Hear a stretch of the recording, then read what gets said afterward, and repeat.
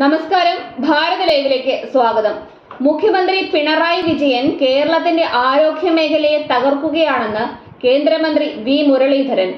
ചികിത്സാ പിഴവുകളും പകർച്ചവ്യാധികളും പടരുമ്പോഴും സർക്കാർ മൗനം പാലിക്കുന്നത് ജനങ്ങളോട് നടത്തുന്ന വെല്ലുവിളിയാണ്. അതുപോലെ തൈക്കാട് ആശുപത്രിയിൽ ഗർഭിണികൾക്ക് ചികിത്സ നിഷേധിച്ച സംഭവം ആരോഗ്യ കേരളത്തിന് അപമാനമാണെന്നും വി മുരളീധരൻ ഫേസ്ബുക്കിൽ കുറിച്ചു.